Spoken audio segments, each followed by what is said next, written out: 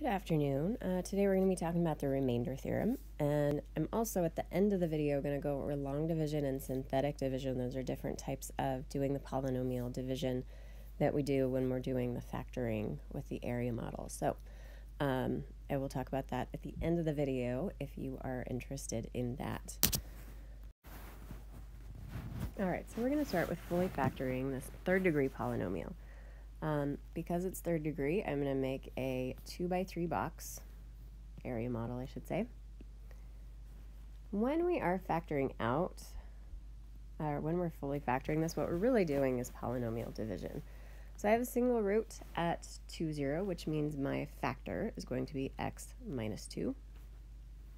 I'm going to take my first term, 6x to the third, and place it in that box. And then I go through that process that we did in 6-5 of factor, multiply, subtract, factor, multiply, subtract. So x times 6x squared, that's my factor.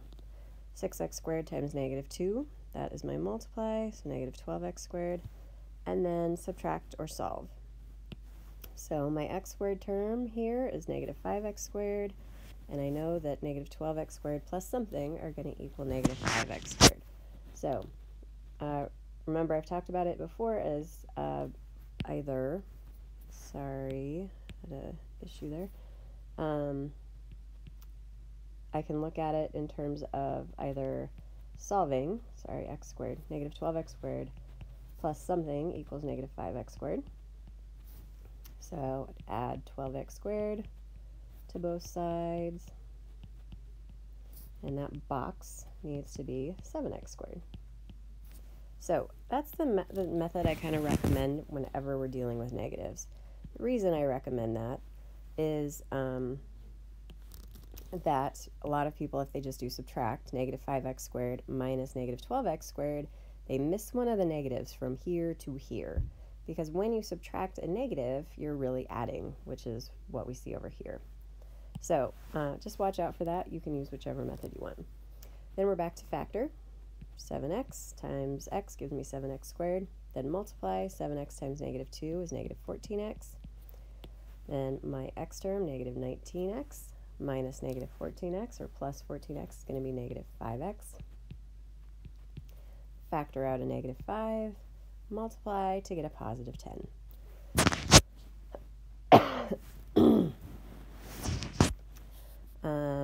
Then we take that 6x squared plus 7x minus 5. 6x squared, negative 5, first and last terms. Multiply those to get negative 30x squared, and they need to add to give me 7x. So 1 and 30 are my factors of 30, 2 and 15, 3 and 10, not divisible by 4, and then 5 and 6. I have a positive bottom number and a negative top number. So I'm going to make all my smaller terms, smaller factors, negative. And the pair that adds up to 7x is negative 3 and 10. So negative 3x and 10x. Put those in those empty boxes. This is pretty much just a review of 6-5 in case you were wondering. And then I'm going to factor out from a greatest common factor from a row or a column. If I look at 6x squared and 10x, the biggest number I can divide out of both of those is 2. But I can also take an x out of that. So down at the bottom here, I'm going to have 2x. 2x times 3x gives me 6x squared. 2x times 5 gives me 10x. And then 3x times negative 1 is going to give me negative 3x. Finally, I want to double check, does negative 1 times 5 give me negative 5? And the answer is yes. So I have a fully factored form of that original x minus 2 for my first factor, times 3x plus 5 for my second factor, and 2x minus 1. Now, if I'm actually going to the process of finding my roots, I want to be careful with this one, because we're used to doing a lot of them where they just end up being the opposite. So x plus 2, that factor is x equals 2, not x. X equals 2, or the point on the graph 2, 0.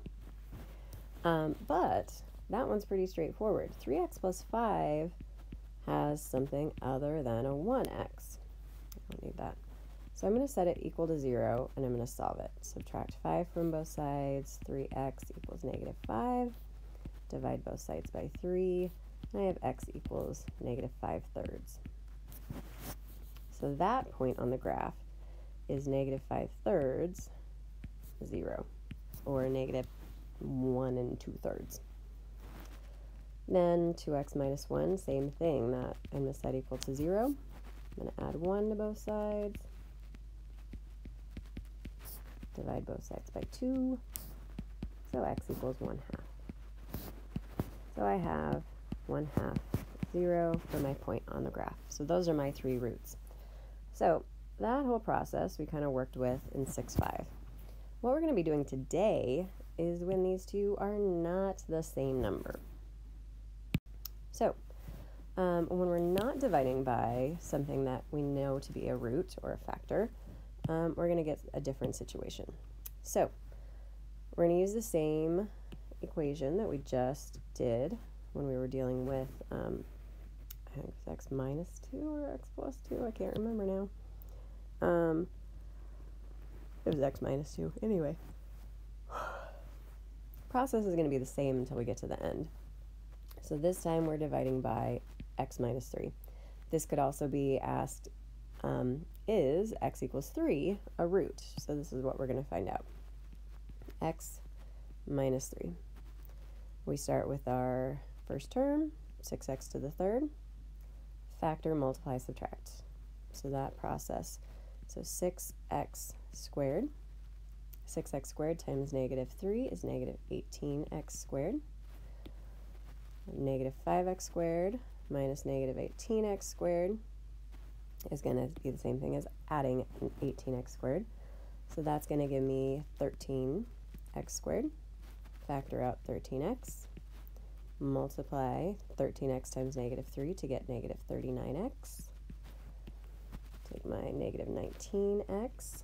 These two are going to add up to that. Negative 19x minus a negative 39x is going to give me 20x. And then I'm going to factor out 20.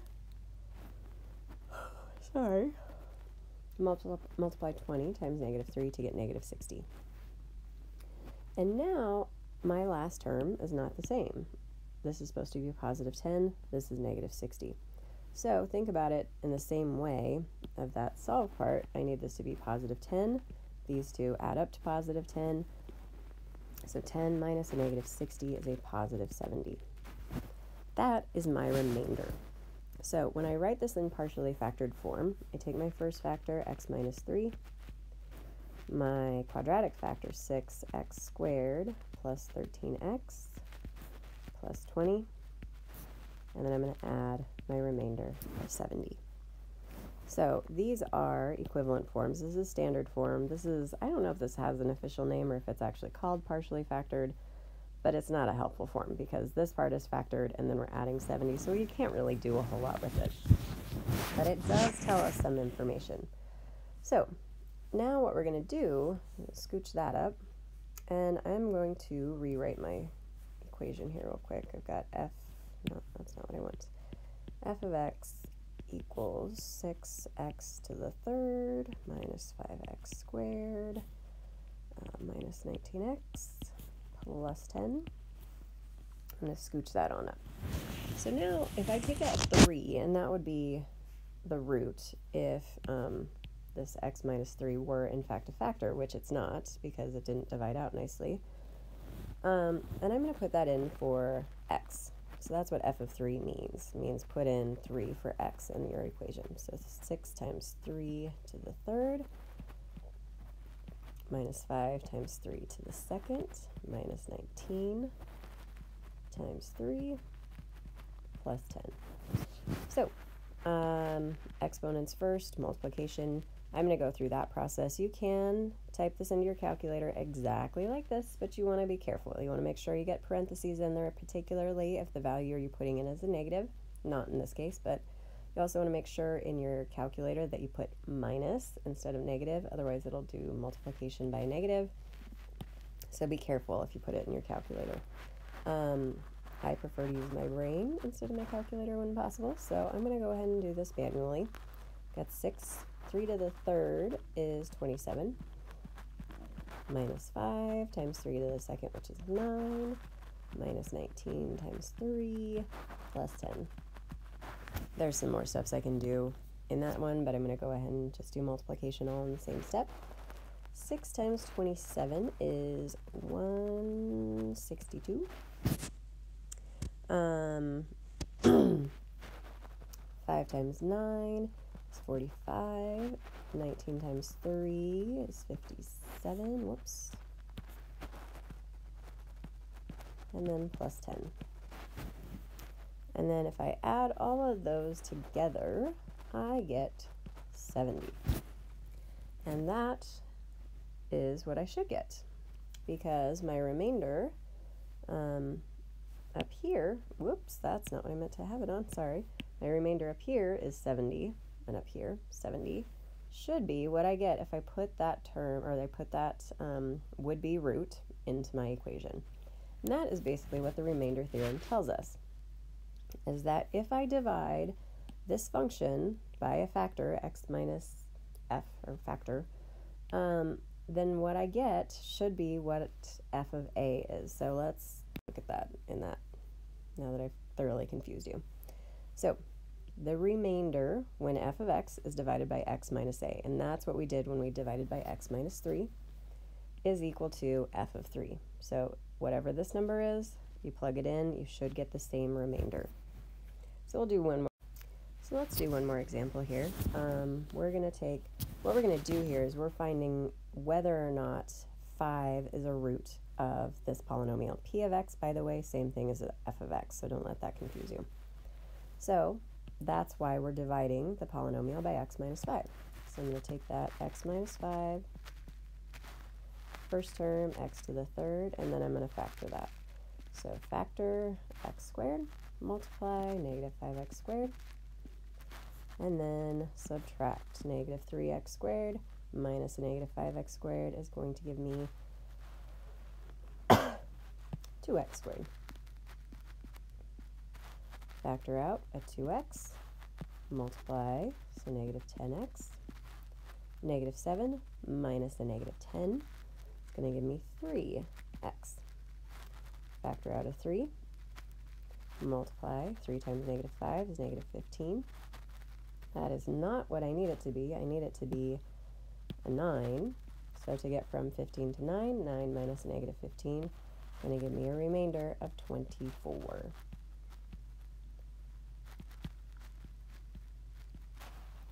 So now I'm going to kind of scrunch this down so I have space. Now I'm going to find P of 5. I'm basically using the remainder theorem to verify that, I did the polynomial division correct in part A. So 5 to the third minus 3 times 5 squared minus 7 times 5 plus 9. Now I'm going to evaluate. 125 minus 3 times 25 minus 35 plus 9. 125, whoops, not negative. 125 minus 75 minus 35 plus 9. That is going to give me 24. So that tells me, one, that I've done all my math correct. I did this polynomial division correct. These two are the same number, so I'm good to go. I have my partially factored form. I'm going to leave myself some more space here of x minus 5 times x squared plus 2x plus 3 plus my remainder of 24. That is my new form, not any different mathematically, of P of x.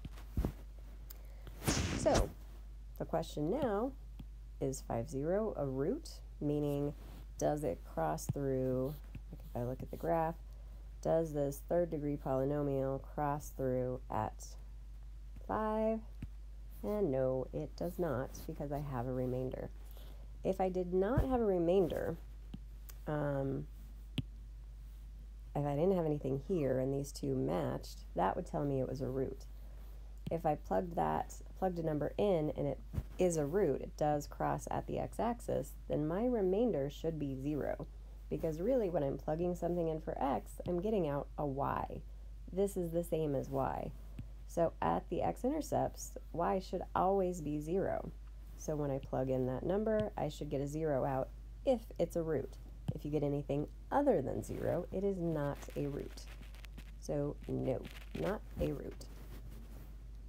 In the next two screens, I'm going to show you long division and synthetic division.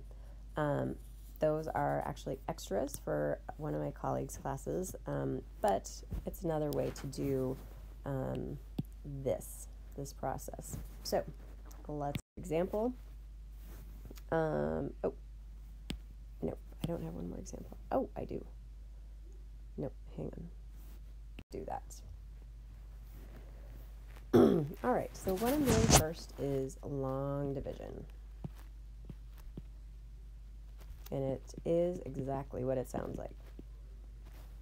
So I'm taking my polynomial, 6x to the third minus 5x squared minus 19x plus 10, and I'm dividing it by x minus 2. So the first thing I'm looking at, let's shorten that up a little bit, is how many times does x go into 6x to the third? Or what is 6x to the third divided by x? And that is going to be 6x squared. Then I multiply. 6x squared times x gives me 6x to the third. 6x squared times negative 2 gives me negative 12x squared. And then I'm going to subtract. Need to put parentheses around this, otherwise I'll get some negatives screwed up.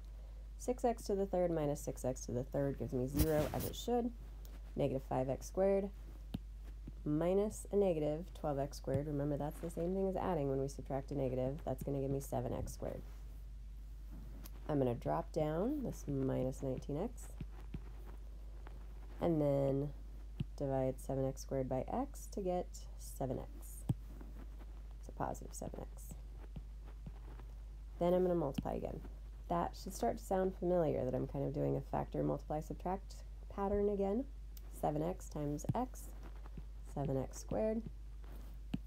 7x times negative 2 gives me negative 14x squared. That was my multiply. And then subtract. 7x squared minus 7x squared gives me 0. Negative 19x minus a negative, or plus 14x is going to give me negative 5x. Drop down, plus 10. Then divide or factor. Negative 5x divided by x, negative 5. Then multiply. Negative 5 times x, negative 5 times negative 2, and that's going to give me negative 5x plus 10. Subtract, and I get a remainder of 0, just like I did in the first problem we did. So that is another method. Mathematically, it's the same thing that you're doing when you do the area model. Some people like it more. A lot of people don't. But it's good to have more than one method. So that's long division. The next one I'm going to show you is called synthetic division. Now, a lot of people really like this method because it's really easy. But there are different situations in which it doesn't work. And I never remember it. Like every year that I teach it, I end up having to look it up again to remember the setup because it's just not that helpful. What's different about synthetic division is that you use the root, not the factor. Because in long division and in the area model, we divided by the factor. With synthetic division, we use the root. So this is the setup. We have the root. And then we take our coefficients, and this has to be in order. This has to be 6x to the third, or whatever this is. The exponents have to be in order from greatest to smallest. So x to the third, x to the second, x, and then basically x to the 0. If any of those were missing, if I didn't have the negative 5x squared, I would have to put a 0 for the x squared coefficient, but they have to go in order, and I'm just putting the coefficients. So I'm putting 6, negative 5, negative 19, and 10. And I'm going to leave a space and then make a line. So the first thing I'm going to do is drop down the 6, and this is a pattern of multiply, add, multiply, add, multiply, add. That's all there is to it. As I said, it's easy, you just have to remember it. So 2 times 6 is what I'm doing here, and I'm putting it right here. So that's going to give me 12. Then I'm going to add negative 5 plus 12, and that's going to give me 7. Then I'm going to multiply 2 times 7 to give me 14. Then I'm going to add negative 19 plus 14 is negative 5. Multiply again, 2 times negative 5 is negative 10. And 10 plus negative 10 is 0. What I have over here, that's my remainder. In this case, I don't have a remainder.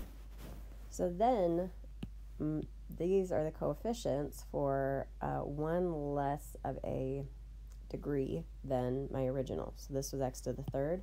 So this is going to be 6x squared plus 7x minus 5, and then back to my x minus 2. So that's synthetic division. There's lots more videos on this, on synthetic division, if you want to see more examples. But that's just kind of an intro. It's pretty optional for my classes, but not a bad idea to have more than one method of doing the polynomial division. So have a lovely rest of your day, and I'll see you later.